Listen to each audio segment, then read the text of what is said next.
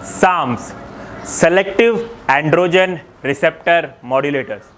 आज हम साम्स के बारे में बात करेंगे और साथ ही ये भी कवर करेंगे कि क्या होता है जब आप अपने बॉडी में स्टेरॉइड्स डालते हैं, ईदर ओरली फॉर्म में और इंजेक्टेबल फॉर्म में। तो क्या होता है अगर आप अपने बॉडी में स्टेरॉइड्स डालते हैं, उसके ऊपर भी हम बात करेंगे। देखिए, आज के वीडियो में बहुत ज़्यादा साइंटिफिक टर्म बोल के मैं आप लोगों को कंफ्यूज नहीं करूंगा, क्योंकि आज के वीडियो का मेरा पर्पस है कि मैं वाइडर ऑडियंस को केटर कर पाऊँ, सब तरीके की ऑडियंस को मैं समझा पाऊँ कि क्या होता है जब आप स्टेरॉइड्स अपने बॉडी में डालते हैं। और ये पर्पस वाइडर ऑडियंस को केटर करने के लिए इसलिए है मेरा, क्योंकि अगर आप कोई भी ऐसे इंडिविजुअल हैं जिन्हें साइंटिफिक टर्म के बारे में इतना पता नहीं है, पर आपके दिमाग में स्टेरॉइड नाम की चीज़ घूम रही है, आप स्टेरॉइड लेने को सोच रहे हो, साम्स लेने को सोच रहे हो, उसकी पहली साइकिल स्टार्ट करने को सोच रहे हो, तो प्लीज़ आप अपनी ज़िंदगी में से थोड़ा सा वक्त निकाल के आज का वीडियो ज़रूर देखें। क्योंकि इतना बड़ा डिसीजन अगर आप लेने जा रहे हैं तो इतना थोड़ा सा टाइम आप निकाल के ये वाला वीडियो आप ज़रूर देखें। उसके बाद आपकी मर्ज़ी है, आपको डिसीजन लेना है स्टेरॉइड्स लेने का या नहीं, वो कम्प्लीटली आपके ऊपर है। तो सबसे पहले हम समझते हैं कि साम्स का पॉपुलर होने का मेन रीज़न क्या है। देखिए, जिनके भी दिमाग में साम्स का ख्याल आता है वो ये सोचते हैं कि साम्स एक ऐसे फॉर्म ऑफ स्टेरॉइड है जिसका स्टेरॉइड की तरह बेनिफिट तो मिलता है, पर स्टेरॉइड की तरह कोई साइड इफेक्ट नहीं होता। मतलब साम आपको स्टेरॉइड की तरह मसल मास बढ़ा के देगा, स्टेरॉइड की तरह आप में बॉडी फैट परसेंटेज भी रिड्यूस करेगा, स्टेरॉइड की तरह आप में मस्कुलर स्ट्रेंथ भी बढ़ाएगा, पर ये स्टेरॉइड की तरह कोई साइड इफेक्ट नहीं देता। इसलिए ये बहुत ही ज़्यादा पॉपुलर हुआ है आजकल के मार्केट में। और जो भी लोग इलीगली इसे ग्रे मार्केट के थ्रू बेच रहे हैं, वो भी लोगों से यही कह के बेच रहे हैं कि जो साम्स है वो एक नेचुरल स्टेरॉइड है, एक सेफर फॉर्म ऑफ स्टेरॉइड है।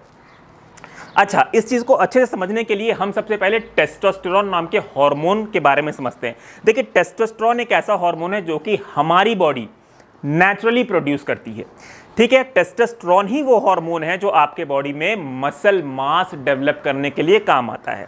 कभी आप लोगों ने ये सोचा है कि फीमेल्स उतना मसल मास नेचुरली क्यों नहीं डेवलप कर पाती जितना मेल्स डेवलप करते हैं?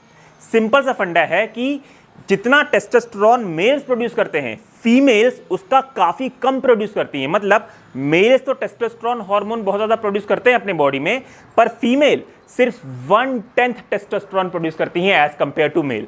अगर मैं बात करूं कि मेल में जो है नॉर्मल टेस्टोस्टेरोन का लेवल कितना होता है, तो मेल में एक नॉर्मल टेस्टोस्टेरोन का लेवल होता है 300 to 1000 नैनोग्राम पर डेसीलीटर, जबकि फीमेल में एक नॉर्मल टेस्टोस्टेरोन का लेवल होता है मात्र 15 to 70 नैनोग्राम पर डेसीलीटर। तो गाइस, आप यहीं से सोच सकते हैं कि फीमेल में कितना कम टेस्टोस्टेरोन प्रोड्यूस होता है नेचुरली और मेल में कितना ज़्यादा प्रोड्यूस होता है। इसीलिए फीमेल जो है इतना ज़्यादा मसल नेचुरली नहीं बना पाती जितना मेल्स बना पाते हैं।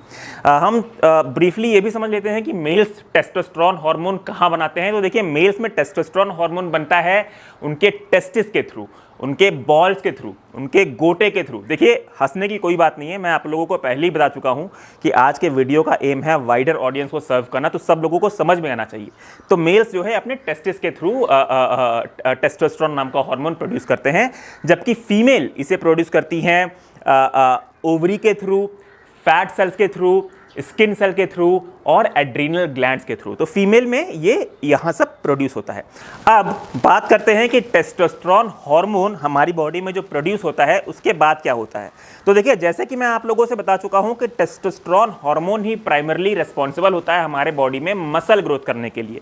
तो जितना भी टेस्टोस्टेरोन हमारी बॉडी प्रोड्यूस करती है उसका 10% कन्वर्ट हो जाता है DHT में। DHT के बारे में हम आगे कवर करेंगे। आप फिलहाल इतना समझे कि अगर आपकी बॉडी 100% टेस्टोस्टेरोन प्रोड्यूस कर रही है तो उसमें से 10% कन्वर्ट हो जाता है DHT में, और जो 90% टेस्टोस्टेरोन होता है वो आपके बॉडी में मसल बिल्डिंग के काम आता है। अब बात करते हैं वो रिमेनिंग 10% जो कि DHT में कन्वर्ट हो गया, वो किस लिए काम आता है। तो DHT भी एक तरीके का हार्मोन ही है जो आप में मेल कैरेक्टरिस्टिक्स डेवलप करने के लिए काम आता है। मेल कैरेक्टरिस्टिक्स यानी कि एंड्रोजेनिक प्रॉपर्टीज डेवलप करने के लिए काम आता है। देखिए, जो टेस्टोस्टेरोन होता है वो एनाबॉलिक प्रॉपर्टीज, मसल बिल्डिंग के लिए काम आता है, लेकिन जो DHT होता है वो एंड्रोजेनिक प्रॉपर्टीज यानी कि मेल कैरेक्टरिस्टिक्स डेवलप करने के काम आता है। जैसे कि ये आपके पेनिस के डेवलपमेंट के लिए, आपके स्क्रोटम के डेवलपमेंट के लिए, आपके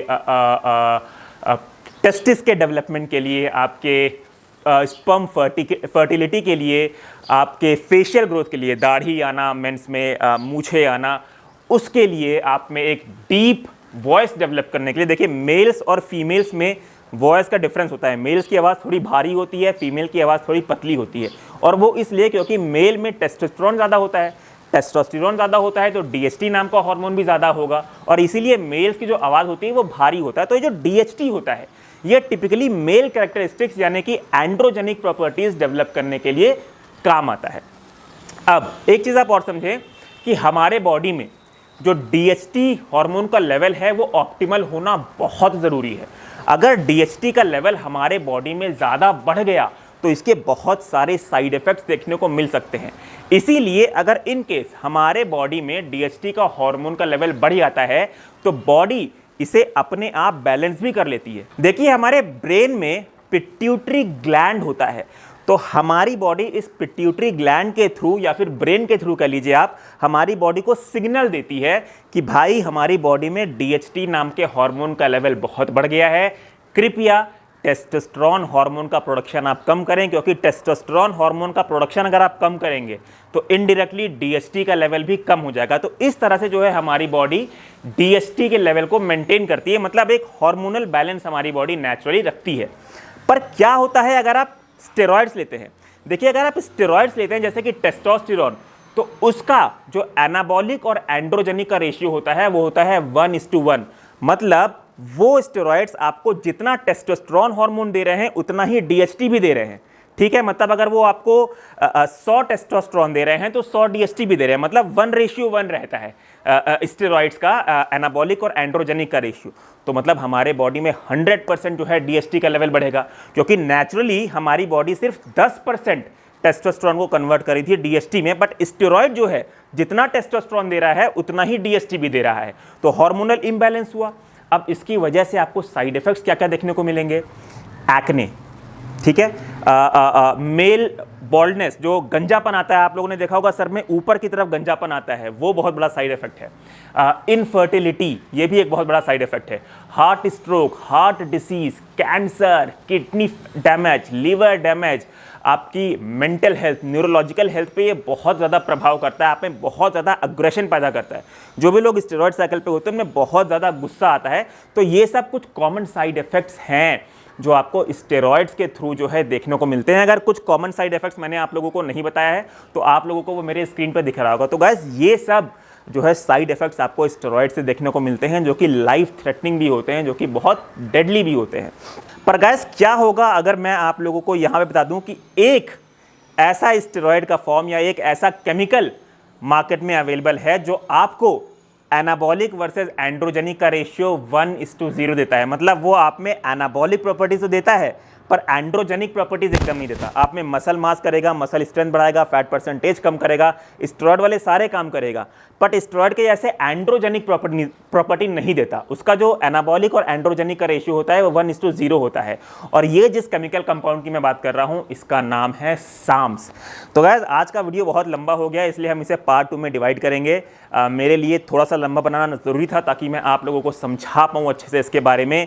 तो साम्स एक ऐसा केमिकल फॉर्म है जिसका एनाबॉलिक टू एंड्रोजेनिक का रेशियो 1:0 है, इसलिए लोग इसे सेफर फॉर्म ऑफ स्टेरॉइड समझते हैं।